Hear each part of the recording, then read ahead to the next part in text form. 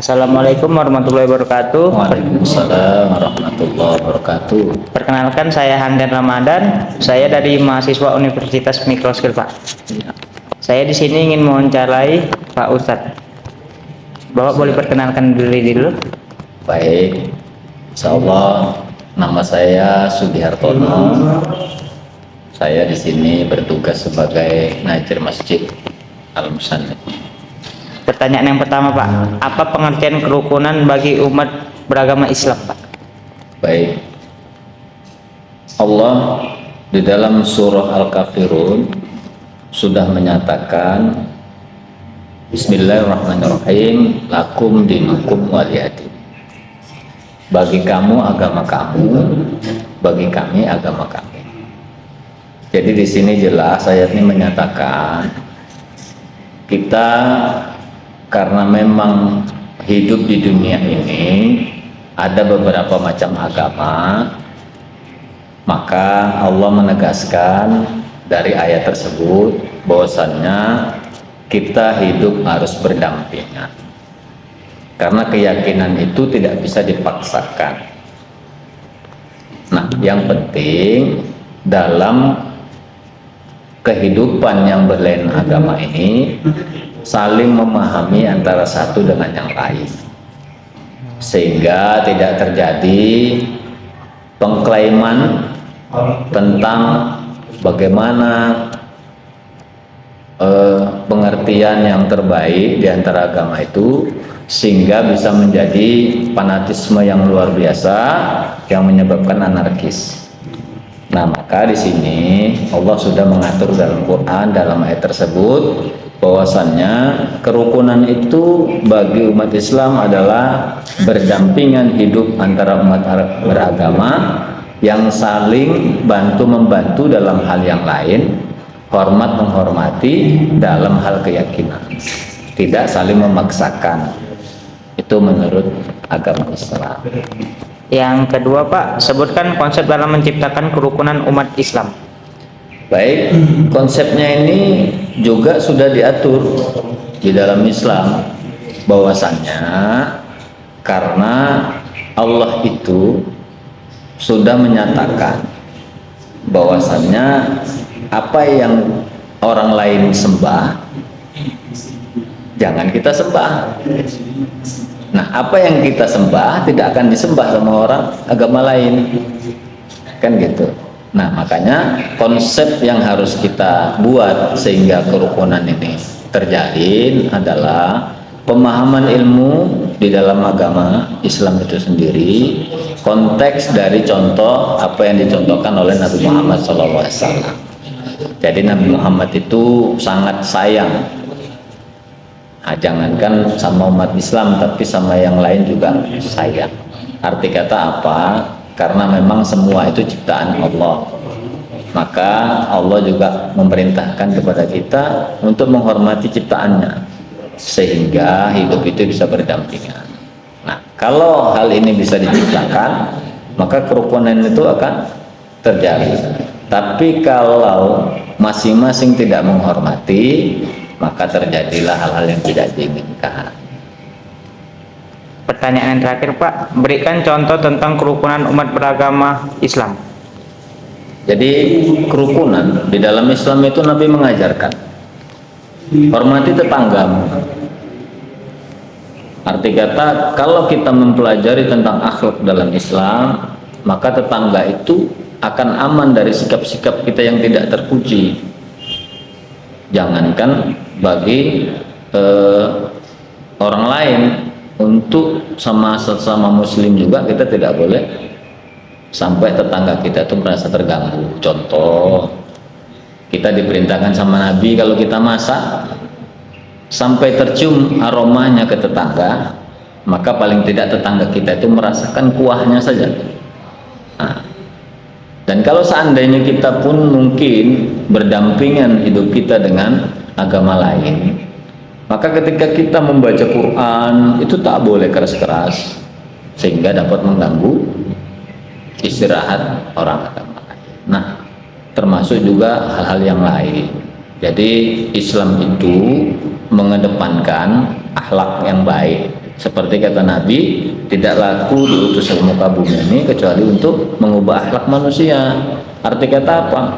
Kalau kita ciptakan akhlak yang baik, maka semuanya aman. Tetangga kita aman, dia punya barang tak merasa nanti takut dicuri, dia punya tanah tidak takut nanti diambil. Kenapa? Karena Islam tidak mengajarkan itu.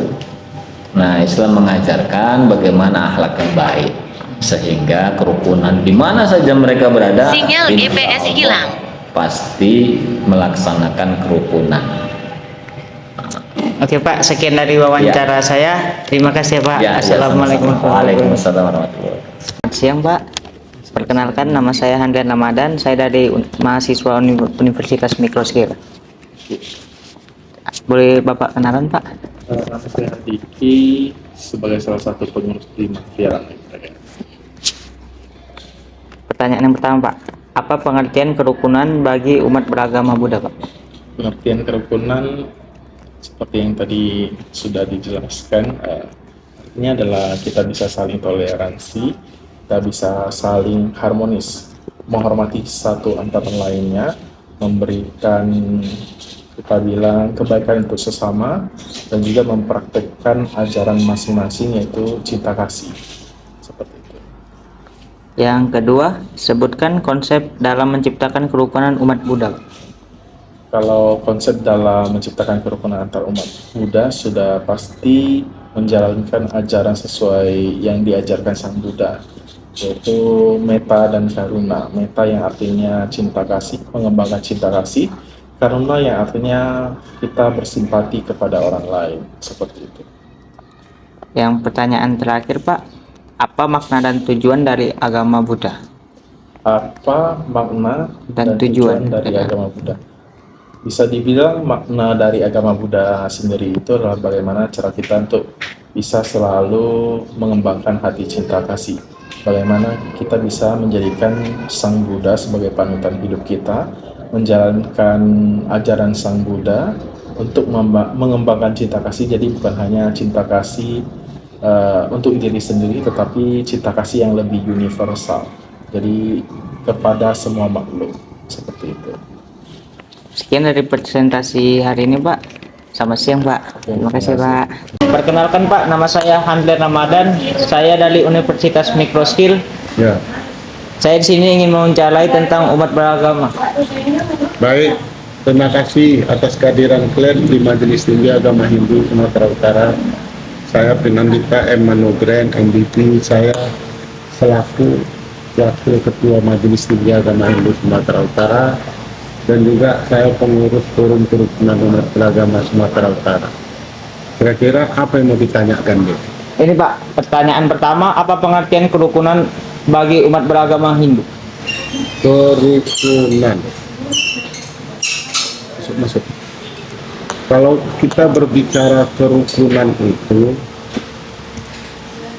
bahwasannya seharusnya makhluk yang diciptakan manusia itu, walaupun beragam-ragam, dia itu harus rukun satu sama lain. Kenapa saya bilang harus rukun? Kalau kita melihat dalam satu taman bunga, kalau di dalam taman bunga itu hiduplah bunga melati saja, tidak ada bunga yang lain, ambar.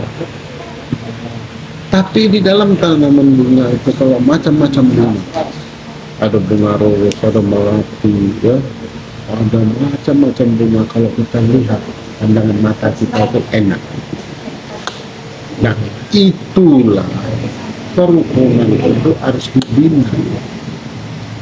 Di Hindu diajarkan bahwasanya Wasudewa Kutumbakam. Wasudewa Kutumbakam artinya kita semua berkeluarga. Agama boleh berbeda, tapi ciptaan Tuhan yang ada di muka bumi ini, walaupun dia berbeda-beda, tapi dia adalah ciptaan Tuhan yang harus kita jaga keragaman. Setelah itu bisa kita jaga, maka kerukunan ini bisa tercipta. Karena apa? Kalau kita berpedoman kepada ajaran agama, semuanya baik. betul kan, tidak ada agama yang mengatakan supaya kita tidak rukun. Tidak ada. Semua agama mengajarkan hargailah sesamamu. Karena mana pun begitu. Jadi lahirnya nabi-nabi di muka bumi ini pun mengajarkan supaya kita rukun. Baru maksud dan tujuan apa yang akan kita lakukan itu bisa tercipta dengan baik. Itu dia. Yang kedua Pak, sebutkan konsep dalam menciptakan kerukunan umat beragama. Bagus pertanyaan. Konsep di Indo tadi kan ada saya bilang ada namanya Wasudewa Kutambakan. Kita adalah semua bersaudara. Satu lagi konsepnya itu adalah takwamasi. Aku adalah engkau, engkau adalah aku. Jadi kalau saya dicubit sakit, kamu pun dicubit sakit. Jadi ngapain kita cubit-cubitan? Kan nggak bagus. Ya kan? Ini konsep yang dibangun Hindu itu Wasudewa Kutambakan, takwamasi, satu lagi ahimsa. Ahimsa itu apa? Menyelesaikan persoalan itu jangan ada masalah.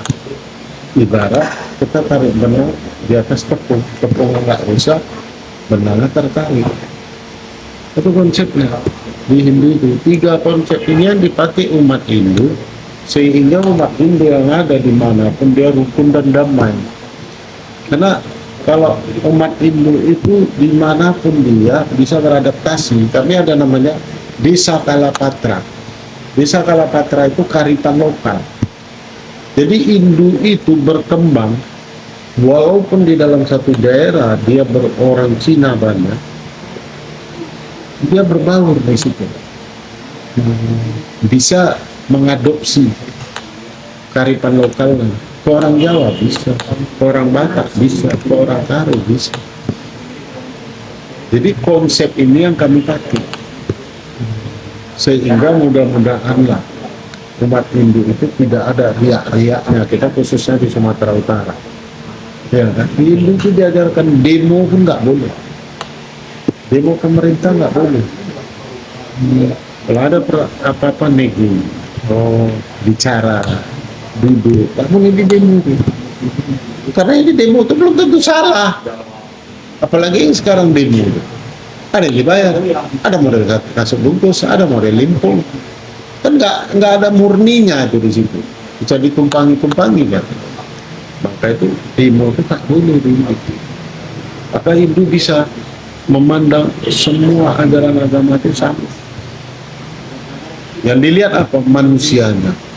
Jadilah manusia seutuhnya, jalankan ajaran Tuhan masing-masing, jaga alam semesta ini. Ya, karena alam semesta ini kan bukan milik kita. Sampai ke anak cucu janganlah kita rusak. Nah, itu dia. Pertanyaan yang terakhir Pak, berikan contoh tentang kerukunan umat beragama. Baik. Kalau saya dibilangkan contoh kerukunan beragama di kantor majelis ini, yang umat Islam yang masuk Hindu menikah sama orang Hindu banyak. Yang Hindu masuk ke Islam menikah banyak. Yang Kristen masuk Hindu kawin banyak. Yang Hindu masuk Kristen banyak. Sama. Jadi dengan adanya perbauran ini, di antara pembauran ini mereka bisa luput. Kalau ada satu persoalan, kita katakan di dalam satu daerah kita ada satu persoalan. Persoalannya munculnya ini dari kaum Kristen. Ya kan? Begitu mereka ribut, udah emosi mau nyerang ke Hindu, dia ada hubungan familinya, rupanya anaknya udah pernah tahu. Wih, janganlah, saudara kita juga gitu. Jadi kalau saya bilang perkawinan percampuran itu, ya silang itu lagi. Contohnya nih, kampung Tambora itu kan dibilang kampung narkoba. Ya, tapi itu aku bilang itu kampung contoh kerukunan. Satu satu orang tuh akrabkan. Karena apa? Orang tuh menikah dari orang tuh ke orang itu. Ada yang Islam masuk Hindu, ada yang Islam masuk Kristen, ada yang Kristen masuk Hindu. Jadi orang tuh orang itu bersaudara semua di dalam. Ada keributan. Nah, itu dia. Oke Pak, sekian dari wawancara saya. Terima kasih Pak. Selamat pagi Pak. Perkenalkan saya Andel Ramadan, saya dari Universitas Mikroskop. Saya sini ingin mewawancarai Bapak. Pertanyaan yang pertama, apa pengertian kerukunan bagi umat beragama Buddha? Ya, ini ya. Di agama Buddha itu diajarkan cinta kasih universal. Jadi artinya menghargai, menghormati bukan saja sesama umat manusia, tetapi kepada semua makhluk hidup. Yang kedua Pak, berikan contoh tentang kerukunan umat beragama Buddha.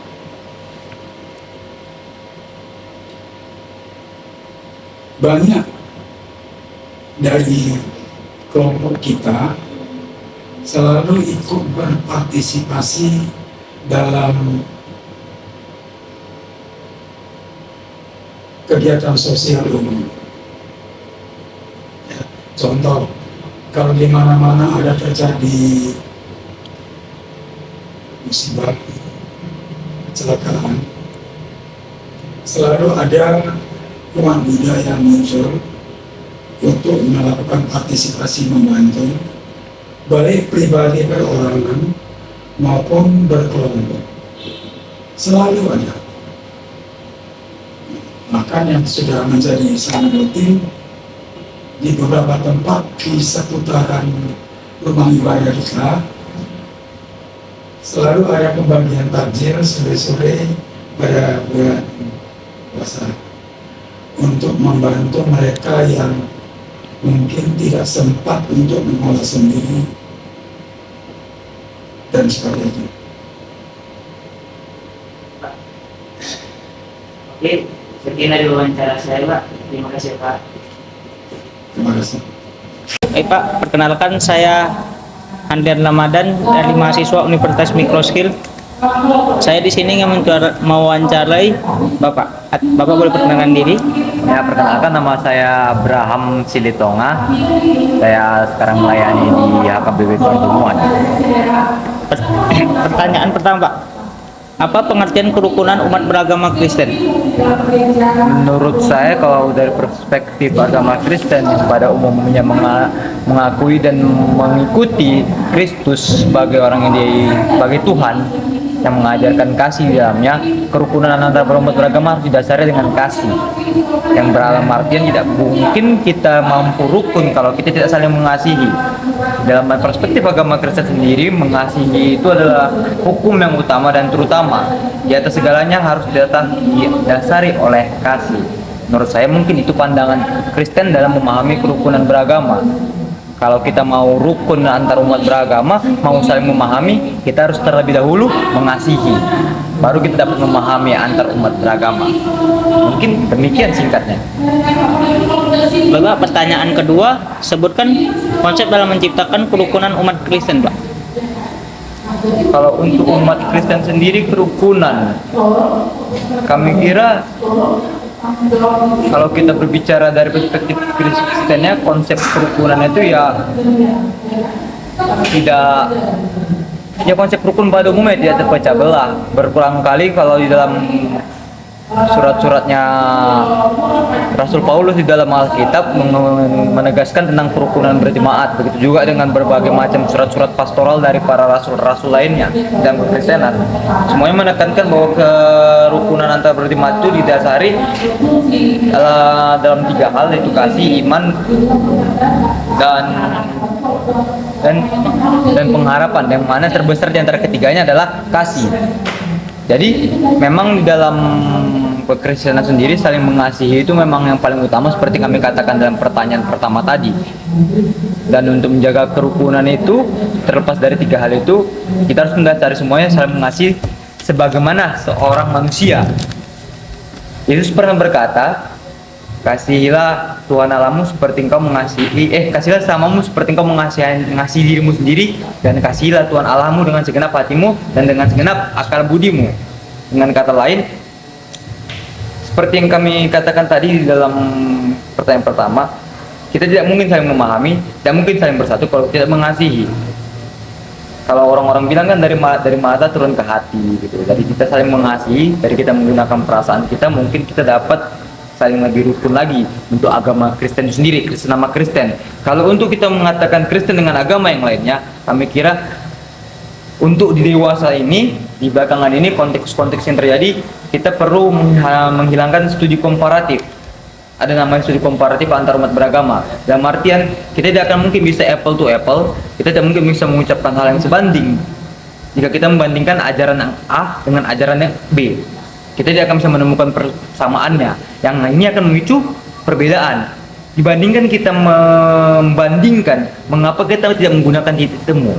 Di mana hampir semua agama kami rasa pada saat ini mengajarkan kasih dalam agamanya. Oleh karena itu kami secara pribadi menekankan konsep kerukunan beragama itu harus didasari oleh kasih. Demikian jawaban kami. Pak, terima kasih. Saya akhiri wawancara ini. Terima kasih Pak. Sama-sama.